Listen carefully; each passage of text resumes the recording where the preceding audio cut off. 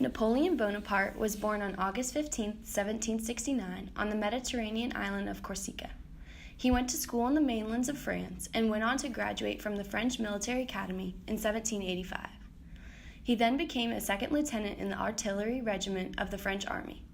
Napoleon always wanted to marry someone to help gain more respect from his officers. Within 10 years of serving, Napoleon got what he wanted and was promoted to Major General. This was around the time Napoleon was invited to a party by one of the directors, Paul Barras. This was where he was introduced to Marie Joseph Rose de Beauharnais, his soon-to-be wife. Rose, who we now know as Josephine, her lover Barras, was in search of a mistress and needed to hand off Rose to somebody else.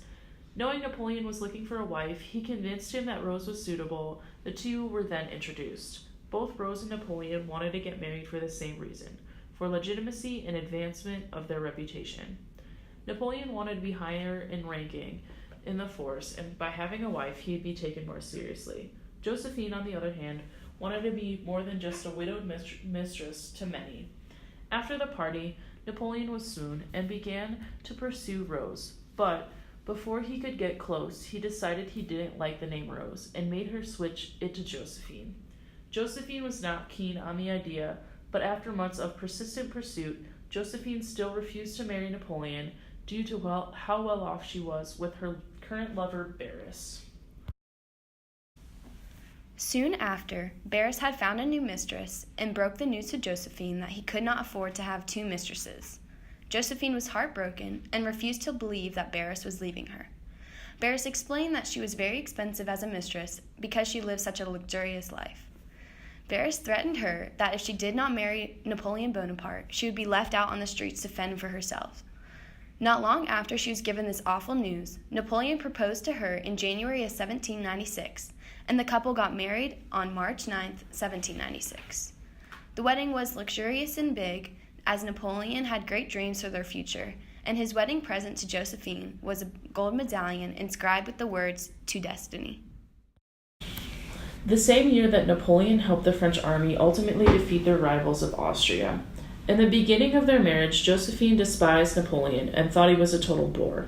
While Napoleon was busy away at war, Josephine was not faithful and decided to explore other options. All this time, Josephine pretended to miss Napoleon, but she was attending balls and parties, committing adultery. During the time of Napoleon's officers, Murat returned to Paris and attended one of the parties Josephine had also attended. Prior to the return to Paris, Napoleon had sent back Murat with the intent to escort Josephine to Napoleon in Italy, whether she was willing to go or not. Instead of bringing Josephine back to Italy to Napoleon, Murat brought back the news that Josephine was pregnant. While Murat was in Paris, he heard gossip about Josephine and how she was making a complete fool out of Napoleon. Napoleon, being the good husband that he was, wanted to leave the Italian campaign to be with his pregnant wife. However, Barras made sure that this did not happen, as he was making a lot of money on this war. Barras then ordered Josephine to go to Napoleon, which she then obeyed. Everyone was expecting her to arrive pregnant, but she followed up with a story of having a miscarriage to complete her lie. He was torn with grief over losing his son due to the fact that he was desperate for a male heir. Soon after this, the Italian campaign ended, which would mean Napoleon would return home, making it hard for Josephine to continue her promiscuous lifestyle. In 1798, Barras ordered Napoleon to go to Egypt to invade of what we now know as Israel, allowing Josephine to return back to her scandalous ways. At this time, Napoleon stayed faithful and was genuinely in love with Josephine, unaware of her infidelity. Napoleon's secretary, out of the corner of his eye, noticed Napoleon and Junot walking together. Junot told him of Josephine's infidelity, and he was outraged and wished to expose her. Josephine learned that Napoleon had found out of her affairs and made every attempt to prove to him that she would begin to be faithful wife to him. However, he had lost all respect he had for her. Josephine had finally fallen in love with Napoleon very deeply, but unfortunately she was too late. They remained husband and wife, but from that point on, he was not his faithful husband and sought out for revenge on Josephine for breaking his heart. Strangely, she had now been a faithful wife, but the tables were turned. Napoleon had mistress after mistress. Not only was this the beginning of their crumbling marriage, but since Josephine was a few years older, she was not able to have kids. Napoleon did not divorce her until he had an heir.